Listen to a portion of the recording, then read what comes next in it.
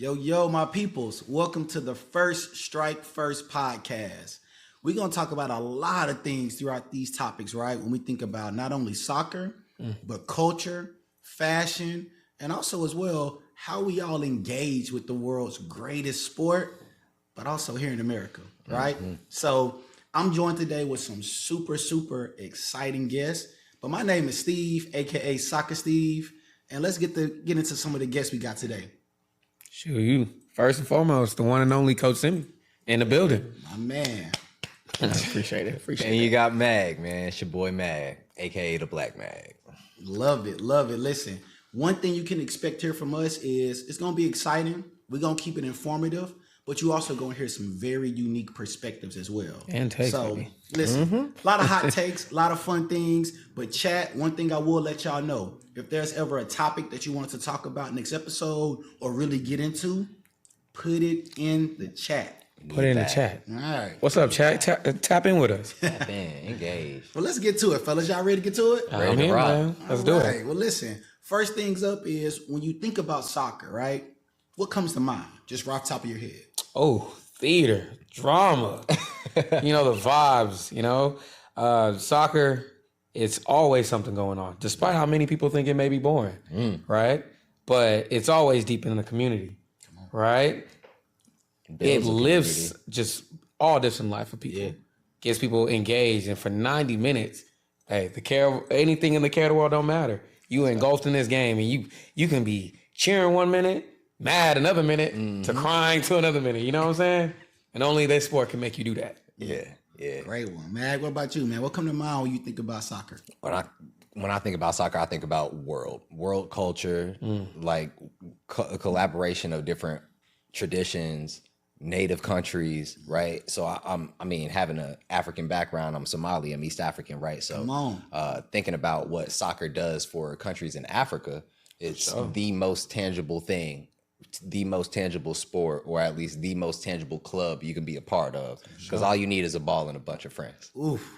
Hey, you preaching right there, dog. I'm gonna let you know. Yeah. I'll tell you when I think about soccer, and of course I played soccer my whole life. The biggest, I would say, kind of like pin drop moment with soccer is it can be a part of your life altogether. Absolutely. Right? Not only just fashion, which of course we'll get into kits. You know what I'm saying? How soccer fashion has just elevated, right? Oh, we back, baby. No, we back. Sorry, we back. Sorry, we We're back. gonna see. But also as well, like the emotion, the passion that countries have, that people have for their teams. That doesn't just go away because they're not playing in this game or their favorite player isn't playing. So soccer just to me is more of a lifestyle than it is just a game.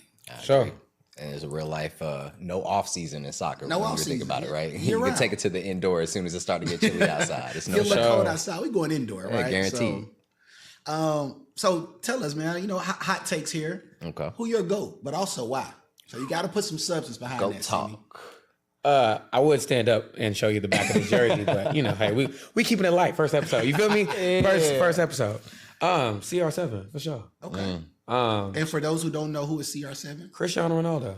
Cristiano. The model, right? Yes. No. The player, the model, he's everything. The most followed person on Instagram, right? For sure. It's generally his work ethic, right? Humble beginnings, coming from Portugal, Very much to joining one of the best clubs in England, right? Manchester United, into the great days of the Fergie era. You know what I'm saying? He was out there just ripping and running, and honestly, he was the player that I was like, man, I wish I could do that. I never was that type of player, with the vapors, right? And, wear the socks a certain way. I wasn't that type, but I always emulated that man. And he would just always step it up no matter what, was that type of guy. And he did it on multiple different teams, different leagues, all the time. Just loved it. Obviously, he had, some run-ins with the media. He had run-ins with another short counterpart who shall not be named, right? He shall not be named on this podcast at all. But I'm kidding. But no, he gave us one of the best soccer realms of time when he was at Real Madrid with him and Messi. I know I said I wasn't going to say his name. That's the one time, right? But what they were doing in Spain at that time is incredible. Then he leaves, goes to another club, Juve, still out there scoring. To this day, over there in the Saudi League, 40 years old, still banging in goals. Incredible. Test of time, man. Because, hey, Uncle Tom, be punching down on you. Come on now. You know what I'm saying? We still ball. So, I mean, the fact that he's still doing it at that level, true testament. Love it. Great breakdown there. Incredible. Okay. Incredible. Mag, who you got, man? So mine is going to be a little bit more lighthearted, right? So this kind of comes by inheritance. Okay. Right? So my introduction to world football was through Ronaldo. I'm talking about R9. R9. Right? Hey, we got him here. I'm talking about R9, right? So like I genuinely remember my first match. My father is the very reason why I was kind of like introduced into soccer. And then on top of that, he used to record all the matches on these VHS tapes. So really he would take what would be like my Lions King VHS, and then like half of that would be right, like some group match, right? And I have no clue as to how it even happened or why it's important to my father, but sitting down and actually seeing a very prolific player in R9 and seeing like, well, we talking about style, right? And just on the pitch having that sense of style, but also having that outlandish like haircuts and things like that, right? Would you ever gonna rock the haircut? I don't think I would ever, bro. I don't think I would ever. Can't go that far. I'd probably get a Dallas drop shag before I get the, you know what I'm saying? Okay, all right. But the little front head, I started to see it. It permeated through culture, right? That was my first time seeing where, regardless of whether or not you were a diehard fan of football, you were recognizing who that person was. Yeah. What people would argue to be the first Ronaldo and to be spoken in familiarity in American soccer. So that being said, yeah, I got to go with my boy R9, the Brazilian. I respect it, and I'm not going to speak no negativity behind both of y'all because they are goats within their own rights. Very much so. But I think when we think about when we think about not the GOAT, camera look. Oh, right? Oh my when God. we think about a culture curator, Take us there. when we think about one of the number one scorers, not only in British soccer, but in world soccer. When you think about some of your favorite best goals ever scored, there's only one man to do it. His name is Thierry Henry. TT. From France. But of course he played and had some of the best goals for Arsenal. Here we go. But my goodness. all I Here would we say, go. Bro, y'all and we're going to get into that later, right? Y'all We'll get to that ridiculous later, this season. While I would say he is the GOAT, he's the GOAT for me because he actually showed me how that intersection, kind of what Mag was saying, with soccer and culture really became a thing. I started watching soccer at a young age, but I'm from Tennessee. Soccer wasn't a thing, and especially in the black culture, like everybody was either hooping or playing football. Guaranteed. Yeah. But I used to have to figure out, man, when is this Arsenal team playing? Because I want to watch number 14 and see how many goals he would score. Then YouTube came about. So when I got old enough to now type in YouTube, Thierry Henry greatest goals, before every soccer game I played in middle school, I watched a 10 to 15 minute YouTube video of him scoring, dribbling people, and I would try to go out there and emulate it. So that's what pushed me to not only fully become more invested in soccer without anybody else around me actually knowing what the hell I was talking about, but it pushed me to actually see what's possible for somebody who looks like me to be on that stage and dominate. And doing it. I'm talking dominate. So Thierry Henry, my GOAT. But without further ado, we'll get to the next one. All right. So guys, we'd love to know, World Cup season is here. Oh, yes, it is. Which country do you support regarding the World Cup? But also why? And for y'all that don't know, 2026 is going to be a monumental year for the United States of America because the World Cup games will be spread out across different cities, probably some of them you live in, but we all here in Dallas. Dallas is going to have the most World Cup games in 2026 from May I'm excited to the end of July. for that. So Get your tickets. get your tickets. We're going to talk about that too. Yeah, we might need to talk about ticket Listen. prices. That's a whole different app. Yeah. Save your bread. Save your bread. Save your Who your bread. team, Save your man? bread, save your bread, save your bread. Mag, let's start with you. Who your team, but also why they your team? All right, so this year, I'm gonna be honest. I didn't have a solid horse in the race. I had to fix my mouth to actually say that I'm going to be a fan and a supporter of this team. Come on.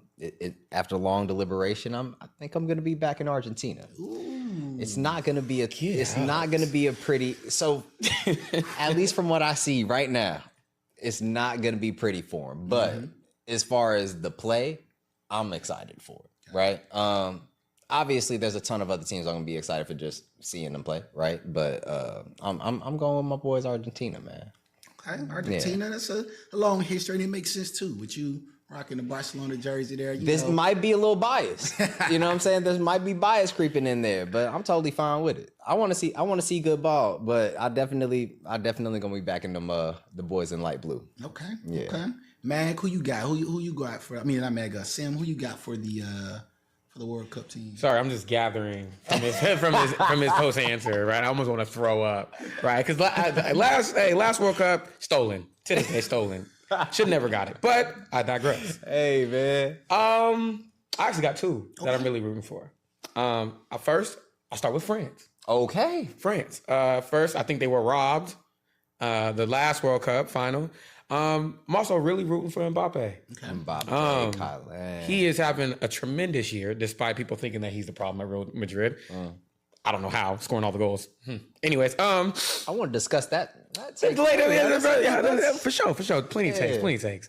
I just love how black their team is, right? Although a lot of the players are from different countries. Yeah. However, you can say it. I mean, you know how the sport used to be rather racist. Yeah. But they out there doing their thing. They really out there doing their thing, and got a great amount of young talent. I think they have a really good shot to win it, considering some of the players that are already on the team already won it before. Yeah. Right? They got the experience as well as also being in the final from last year. I agree. The next group that I actually want them to please ascend back to greatness is Brazil. Hey, now. Right? At one point, between them and Germany, like they were the top, countries. No comparison. Yeah, they were winning all the World Cups. Back and forth, basically. It's just ever since Germany put it on them in that World Cup in their home country, man, it just really hasn't been the same. I mean, Brazil, they had the Joga Bonito. That's true. Right? With Ronaldinho, with your man R9, Robinho, like the dance and the vibe. We need to get back to that. Kaká. Yeah, the Kaká, bro. It's like, for sure. Kaká. Roberto Carlos. The list of legends go on. Adriano. We could say the list can go on, man. I just want them to ascend back to greatness. They got the talent. They just got to put it together. And they got the coach too from Real Madrid. Has a love for winning Champions League. I want to see how well he does this year with this group. Love it. No, okay. That's two solid. What, 3 solid since Sim gave us 2, right? Yeah, 3 solid teams. I'm with that. I'll say this though. My team that I'm going for, and I'm gonna agree with Sim, is France. France was the first team. Not only did Henry, as I mentioned y'all before, he scored many goals for France. He's not the leading goal scorer anymore, by the way. Many goals for France. But France was the first team that I saw that fully looked like us. And that's one thing you're going to see me always going back to, right? Especially here in America, soccer typically is seen as a sport that's not for us, right? But everywhere across the world, you see some of the most dominant players being of African descent. France team, y'all get a chance, chat, watch them play, watch their preliminary games. You will see a lot of us leading the charge. But one of those guys, some people say he look like my little brother, so maybe some similarities there. But Kylian Mbappe, this man is a goal scoring machine. He's a young phenom, and also as well, he's a part of culture. Yeah, he is. He's on the scene. He knows what's going on here in America as well as across the world. So I respect that for any player that takes the time to actually dive into what else is going on, but also be great at what he do. Quick question. Do you know who Kylian's favorite player is? Thierry Henry, right? Nah, CR7. I just want to bring that back. CR7. All right, go. Cool. Nah, love that. Yeah. So again, we want to get informative as well, y'all. So Sim, tell us about World Cup and how do you get tickets? Like, what is this process? So if you are just getting into this, you are definitely behind the ball. They definitely had lottery tickets. I am one of the few in The few, the proud. Oh, was it the Visa Yeah, lottery? I did hit the lotto. Visa Couple card times. holders did have a lottery. Hey, tap into me. 'Cause you know what I'm saying? Hey, Everybody tried. tap in.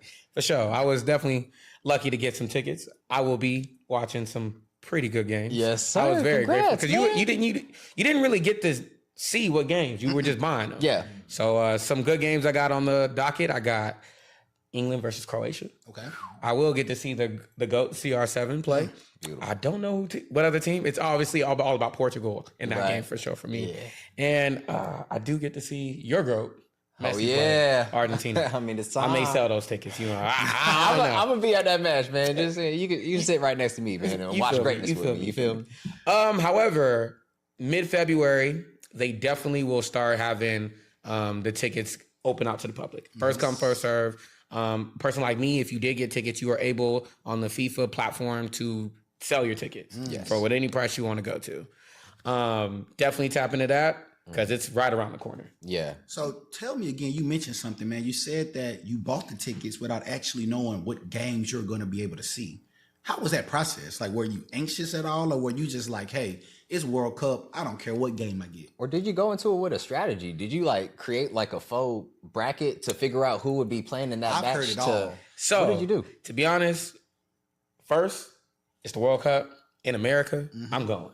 Once in a lifetime. For sure. What are you gonna do? It's not coming back here for a while. Come on now. Also, y'all, Sim has a bankroll, so you know, makes it easier. Stop. I'm blessed. I'm blessed They for a gotta bit. be You know? well to do, but we do got to speak about how the U.S. has obviously we're juggernauts in hosting the World Cup. How many times have we done this once before, right? Now that'll probably be my job to be able to Google, but knowing that there's a very high chance that the World Cup could re-enter the U.S. space again, why were you so gung-ho about getting tickets this round? Oh, some of our favorite players of my generation, this may be their last World Cup. Like Well again, CR7, your man Messi. Okay. Literally his last. I said from the beginning, I think Not I said even his a name mic. 4 times at this Yeah. point, but the greatness of soccer is really about to change guards. Yeah. And I would say the people that I fell in love with the game, Ronaldo, even Luka Modric, right? Neymar, please hope he makes the squad. He's like these people that I grew up falling in love watching that really pushed me playing, right? Yeah. And this may be the last World Cup. And if, They're on their way out the door. yeah, and if I get an opportunity to go right down the street, right, to go see him, hey, you got to jump at that. Yeah, I agree. I will admit, though I am not a CR7 GOAT fanatic, I respect him the same way I respect LeBron James. To be that great for this long is a testament legacy to that long. exactly what Sim said. Hard work, making sure they're recovering. Like his life has been dedicated to this sport, to his fans, and to every team he plays for. So I give him a round of applause, man. Like, Yeah, they clapping for CR7. being Elite 40 level and athlete, still dominating man. the game is Elite. insane. And also, don't forget, Lionel Messi is more than likely his last World Cup as well. Yes. So Yeah, it is. These are Yes. two GOATs that, whether you get to go to the game or you watch them on TV, watch Arsenal, watch Portugal, two of the best players that I think anybody that knows soccer would say last time touching this stage in that field. So, Yeah. And it could happen in your city. It happened in your city. Let alone, so back to the question about like, how did I go about finding tickets? So we know stadiums, right? At least if you watch American football, you should know because a lot of them are going to be hosting those. Absolutely. I was looking at it as a vacation, right? SoFi, cool. You take your chick out there, whoever you want to chat, whoever you dating or at the time of your homies, whatever. Turn it into a vacation. Imagine going out to SoFi and go watching a game, right? New York, Guadalajara, Mexico. You see what I'm saying? Go out there in Miami. All it's like, hey, you could turn this into something bigger than what you ever thought it was. Or if you cool like us, hey man, just go right down the street to Jerry's World. You know what I'm saying? On a casual Thursday and watch some good ball, man, and be in the building. For people that never been to a game, you don't know what you're missing. That feeling of being in the stadium is bigger than any other sport. And a convergence of the world all in one spot, right? Like we talked about how global of a sport this is. Like having literally the world converge in one city for a specific cause or specific purpose, people wearing their jerseys, the fandom, you could feel it in the air. That type of thing is not going to be able to come back around within the next couple of years, at least until we get another World Cup or let alone it only happens every 4 years, man. Right? 4 years. That's also a big fact. I think it's one thing though, Sim. You said it. The stadium atmosphere at a soccer game is like no other. World Cup, and I will say FIFA to me puts on the best production, and it's bar none, right? So what you think about the Super Bowl, what you think about the World Series, times it by 10, and that is the World Cup. Specifically here in Dallas, it's the AT&T Stadium, right? That's the games that's gonna be played at. FIFA has came in and they will block out the AT&T logo. This will be Dallas, Texas Stadium for every FIFA game that happens. That's the impact that FIFA has. All branding at these stadiums will be covered. Absolutely. The only branding you will see are FIFA and FIFA approved brands. So whatever stadium you go and watch a game at, pay attention to what brands you see in there. They're directly tied in with FIFA. It is not by any type of coincidence.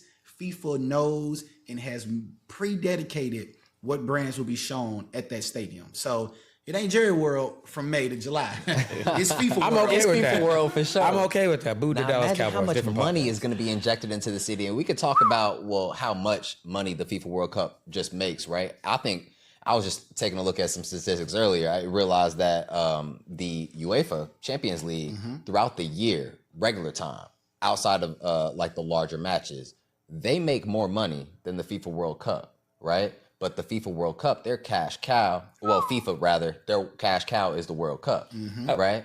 Reason being, of most countries generally do not make a lot of money off the World Cup. That's very Reason being, they don't have the infrastructure. Like Qatar, last World Cup, they had to go build those stadiums. Yes. We don't have to. We already got the hotels, we got the stadiums. It's already here. So the cost minus effect doesn't really hit us like most countries. Yeah. Now, and I'm the aluminum foil hat wearer. I have delved into a lot of the conspiracies around how FIFA determines what cities get the World Cup, how people go about bids, who's the commissioners, who's the committee involved, right? And all of these FIFA partnered leagues, or at least the smaller football clubs that funnel all the way up to the FIFA, that end up being the FIFA World Cup, rather. That is an interesting thing. So we might have to spend another like 30, 45 minutes. I'll save that in the Tupperware for another day. But I can definitely tell you that there's some good drama to be investigated there. Oh, for sure. Listen, I love where we're going with that. And it makes me think like to y'all, right? Especially again, I'm going to go back to being black in America. What are some misconceptions of soccer or really football, right? What are those misconceptions that you know about? And let's address some of them and make sure chat know the truth. First and foremost, that soccer is boring. I get that a lot from non-soccer players, right? Or non-fans, to begin with. First, you never been to a game outside this country. I'm not going to stick my neck out for, MLS. That's a whole different thing. Right. But I personally put my fiance on, and she is an avid soccer fan. Come on. We took a trip to Paris. All right. Right? And I showed her greatness, and she had no idea. Yeah. Like, imagine that, as for all the soccer fans out there, imagine you taking somebody that's never watched soccer at all, and I took her to watch PSG when Neymar, Messi, and Mbappe were there. Oh my goodness. You know what I'm saying? Like, that's the My real treat. You know what I'm goodness. saying? Against Nantes, another team in Liga. But man, not only were you witnessing greatness on the field, because that team is never coming back, obviously, right? And to pay that price to see those superstars, that's one thing. But the atmosphere, intoxicating. Yeah. The whole left side of the stands banging on drums the entire game. Come on. Singing. Energy. Yeah, bro, fireworks. You see what I'm saying? It's a chance, right? Exactly. It's nothing like it. So to say that it's boring, hey man, you got to get accustomed to that feel. Yeah. Okay, I like that one. I got a hot take too. But Mag, what's your thoughts, man? Any misconceptions you came across? I would say, I can talk about a misconception that I might even have, right, about soccer. Like, I would definitely say that Come on now. I'm a casual, right? So that being said, I know that soccer is a huge thing around the world, but we kind of touched on it a little bit earlier. But why is it that it's it just doesn't seem as popular on American soil. Just over here, obviously, we talk about our stadiums. The first thing I think about AT&T Stadium is the Dallas Cowboys, right? And you can name any arena or stadium in the United States, and I'm probably going to think about a football team or a basketball team. Why is it that it's not as impactful on the American soil, and that somehow, for whatever reason, that makes you want to think about, oh, maybe it's just not as fun. Maybe it's just not as palpable to the American public. Maybe it's just not as exhilarating, right? So you can end up believing that. I can't say that I've fully subscribed to that type of mentality, but I can tell you before I've even had a taste of soccer, right? And I was like, yeah, that's probably not for me. Right. And I feel like that comes baked into American society in a lot of ways. But that being said, a common misconception is it's just simply inferior to American style sports, whether it be an American football or a basketball, right? I love that hold on one second, y'all. I love that this came up because I'm going to tell you right now why Americans have a hard time of understanding the concept of soccer and why it's not seen as the number one sport when it's everywhere else in the world except here. Americans care. Oh, Americans are, and again, we grew up here, so we can relate. Short-term minds, right? Like we want to see instant gratification. We want to see 10 goals in the first 10 minutes. Yep. You know, we don't want to wait to see a build-up. We don't want to wait. We don't want to play chess. We want to play checkers. So a lot of the sports that Americans love are checkers, right? Basketball, they're scoring, jumping every drills, right? 10 seconds. Football, every 5 seconds, somebody get tackled. There's always action. Soccer is like poetry. It's a build-up, right? Also, too, soccer is a sport to where your coach is not calling every play. The players are dictating the game. So whatever the coach wants to infuse into the game had to been infused in practice before the game even started, right? Now at halftime or even during the game, they may call out some concepts, but they're not saying timeout, I need to call this play so Ronaldo can go down the left wing and score. No, the players have to understand each other, right? Which takes a higher level of intelligence, a higher level of IQ. There's no coach telling you to run this play to score. There's only team camaraderie and atmosphere that does it. So for anybody to say soccer is inferior, that soccer players just run around and just are doing nothing, think about how hard it is to take a ball from one side of the field to the other. There's 11 players on each side, so 22 players total, and there's no plays being called. That's everybody being on one accord and understanding what that mission is, who to play defense, how to play defense. And I'm gonna let Sim jump into it because he's a coach as well. So he can give you an even different level, mentality. But just from somebody who's a player, an avid lover of the game, and somebody who also enjoys chess, I enjoy the buildup of soccer, right? Sure. So when that goal does come, that's why the stadium erupts. All right. To answer your question of what was the question? Is why is it a common misconception that soccer in the American context is inferior to American sports? Well, first and foremost, soccer, we have just moved up up the list of youth sports in America. We jumped over baseball. Let's go. Right? We are still inferior to American football and basketball, but that was we had to get over America's pastime. Right. I think just in the Black community, I think it's not seen as a way of getting out. Right. What's in front of you is, hey, that Black people see LeBron, right? You see all the Black athletes that play football and basketball. I'm like, okay, I see myself doing that. Yeah. Cool, it's easy accessible. All my friends are doing it. Yeah. Cool, that's a means of making it out of a terrible situation, right? Because generally a lot of the best athletes came from poor neighborhoods. Come on, right? So that's hey, you want to get out? Here's one way to get it. Here's a football. Here's a basketball. The pathway for soccer is not really quite there yet in America. Right? In England and other countries, they don't charge what they charge here in America. The pay-to-play system from somebody who definitely has benefited from it. Please pay me for my time, right? It is becoming a very, how I say, prestigious sport now. Really? Yeah, no. That's really interesting because we touched on it a little bit earlier as well, how you in African countries, we can be playing with a tattered ball. And that's all we need to essentially start a league, right? Sure. Now speak to that. Speak to why, or at least if it's a prestige sport, where is this money going? If at the end of the day, the sport is still the sport, why say as a hypothetical parent, why does it cost me more to get my kid into youth soccer than say a youth basketball league or AAU?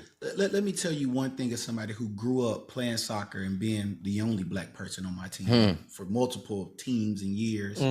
The biggest thing that I saw was when I tried to bring friends to come play, it takes a family to be behind that kid playing a sport. Yeah. Soccer, you need cleats. Yeah. You need shin guards. You need soccer socks. Good boots. Just to be able to play the sport because it's on grass. It's on grass, and it's also something that you can't just roll a soccer ball out and say, go do it. You need the soccer goals. Like, there's a lot into it. So soccer costs money just to automatically roll out and play. Also, as well, to develop the skill sets for it. And I've always said this as a hot take. Let me become a millionaire, and I promise you I'll do this.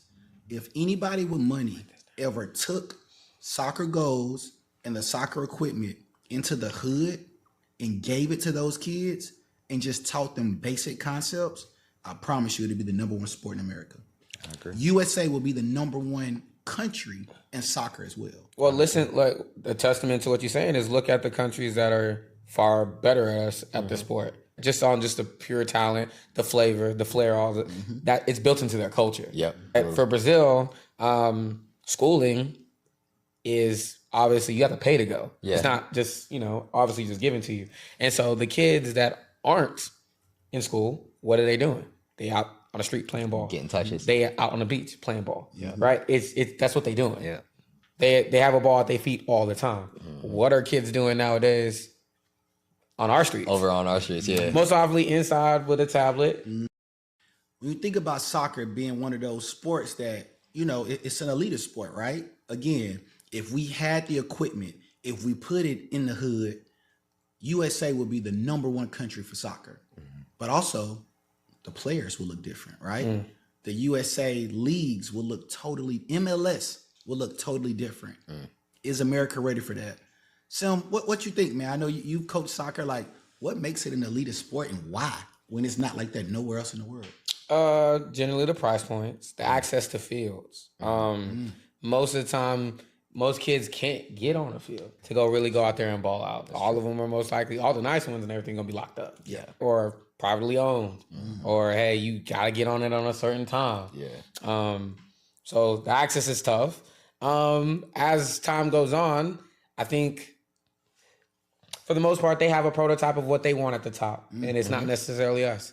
I feel like there's a gatekeep for there's only a certain amount. They have a typical player, what they want the left wing to look like. Come on. Or a striker to look like.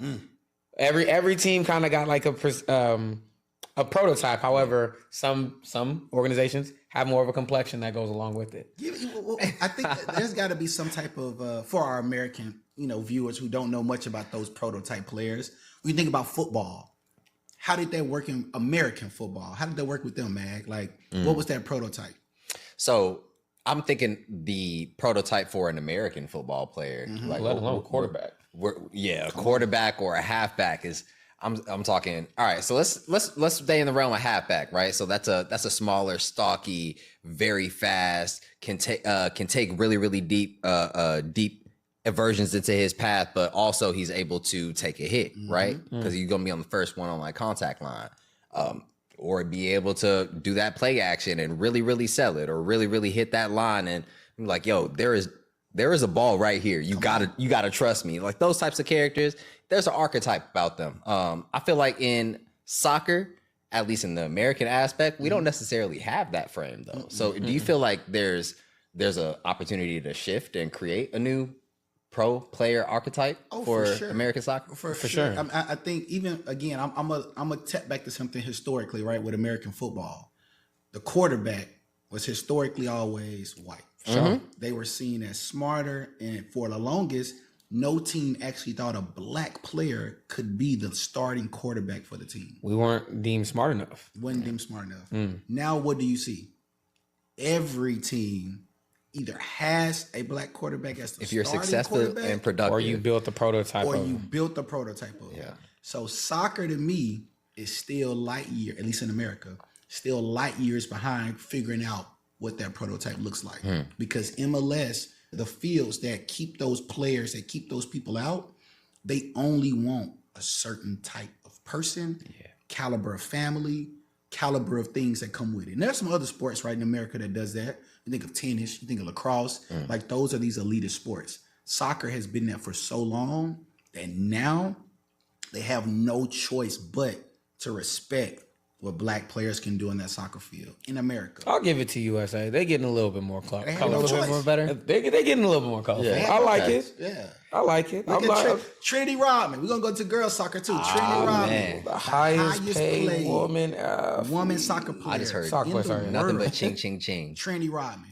Dennis Rodman's daughter, but she also got the highest paid check for a woman soccer player. Incredible. She what, 24, 25? Something like that. So insane to see. But again, kudos to how the game is changing and how America has no choice but to accept that the best players could potentially be If I was a parent, you just mentioned that that's Dennis Rodman's daughter, right? daughter. If I was a parent and that's a basketball player, I would all day long be pushing my kid towards something like soccer, knowing how brutalist of a sport they have available in the American world. So we're talking about football, we're talking about basketball that essentially you won't have as long as a career, right? You can have a LeBron James career, but that's an anomaly. Right. Sure. We're talking about like 40 plus years on the pitch for some of our favorite players. That's the most attractive aspect of it. It doesn't matter about how much it costs, right? So if I want to get my kid into a safer, more productive, more successful worldwide sport, it'd probably be soccer. Now, why is it that that's probably not as popular here in America? I will warn you though. I will warn you. Yeah. You might not get no CT in soccer. Soccer ain't soft. No, not at all. It can get brutal. Yeah, It can get brutal. there is a misconception that soccer is obviously the theatrics of a flopping on the foul or getting touched and flying in 10 yards in one direction. Why is that also a misconception? Why is that so overly presented? Where did basketball players get it from? Oh, the flopping? They got it from soccer. Hey, man. They might have perfected it. It's all art. It's all art. The conception that soccer soft, soccer is easy. I just think people just see people flopping and think like, oh, it's soft. And that's the one low light that they've seen, and then apply that to the larger scheme. Anybody flopping, there's a lot of, hey, you can flop in any sport. It happens all the time. Yeah. To the people that think it's easy, I'm like, all right, let's see you run up and down the field and let me kick you, like, and see what you do. They're like, you know what I'm saying?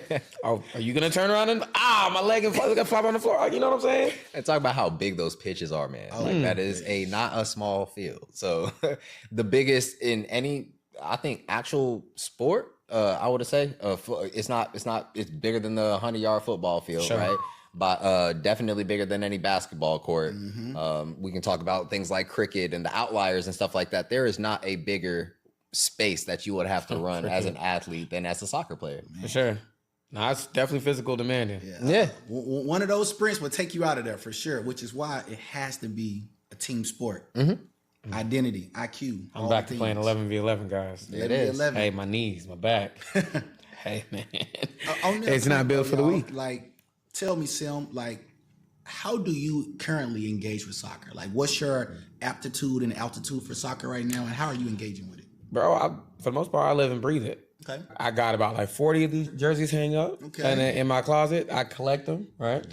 I'm always trying to catch a game on TV, whether it's Champions League, English Premier League, La Liga, sorry. I'm always trying to catch it. Let alone, I'm always trying to play it. Biggest thing I have ever been told is never stop. My goal is to always play and play up to when I'm 65 years old, still running around playing. Love it. Like, because if you can do that, you are healthy. You healthy. Yeah. You know what I'm saying? God willing, you know? God willing. I also coach and train. So, like, that's my job. Yeah. Like, I've quit my career. I went to school as a biochemist, Realized that was not my passion, and I was gonna lose my mind in that lab. You feel me? My Nigerian father wanted me to be a doctor. Oh, I'm sure. Right? Went to college and was gonna do it too until I got there and was just like, nah, this ain't for me, pops. All the school, I ain't gonna make it. But ball has always been consistent, and I always loved it. Even actually, I take that back. There's moments in my playing career I fell out of love with it, but it always came back. Yeah, and it ain't going nowhere. I can't wait to just always give my knowledge and give it to the next generation. Absolutely, right? And that's what I'm pushing. That's what's up. I love it, Mag. What about you, man? How do you currently right now engage with the sports? As I mentioned, I'm probably a lot further on the casual side of things that as compared to you guys here, right? So like I'm a purveyor of the sport, right? I'm still watching just my favorite clubs and my favorite teams, right? But being able to expand my knowledge and being immersed in situations like the FIFA World Cup coming to my city and like forcing me to really like, oh, you got to learn it to actually be excited about it and actually feel a little bit more well versed in the world. So that being said, I'm trying to relight that fire of my childhood, a flame for soccer.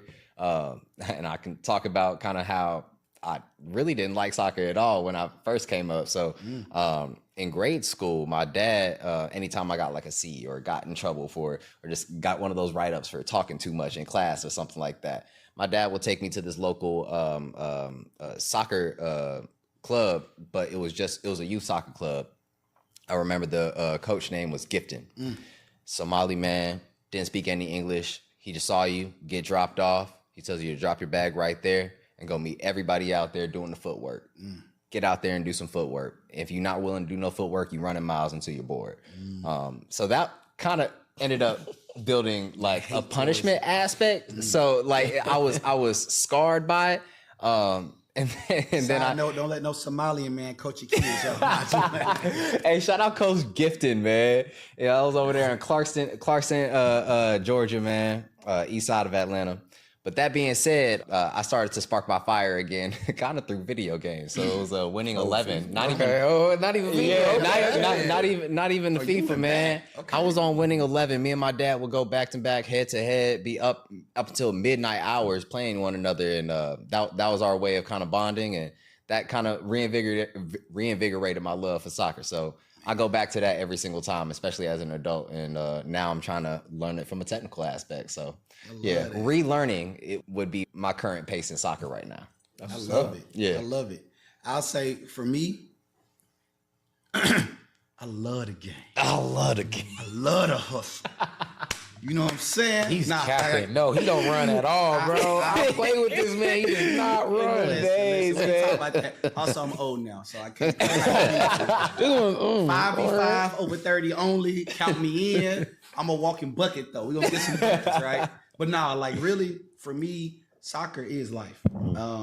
It's a part of my typical week routine. It's how I de-stress, right? Yeah, I work corporate. Yep, love doing stuff on the side as well. But when I'm on that field, kind of what Sim mentioned earlier, nothing else matters. If it's 30 minutes, if it's 45 minutes, over 30 leagues, just pick up. I'm only focused on soccer. When I finish, it's like my therapy, right? When I finish, I can go back to life and all the other things. But while I'm on that field, while I'm on the pitch, I'm only focused on soccer. So for me, it's everything. See it around my neck every day. But also as well, it's a way that I'm able to tie in what I love, my passion, fashion, all the things. And I want to say thank y'all for joining us today. Like we want to share a lot more episodes, chat, a lot more topics, a lot more things, again, where we talk about soccer, fashion, and even just how it's perceived in the culture. So please share your ideas.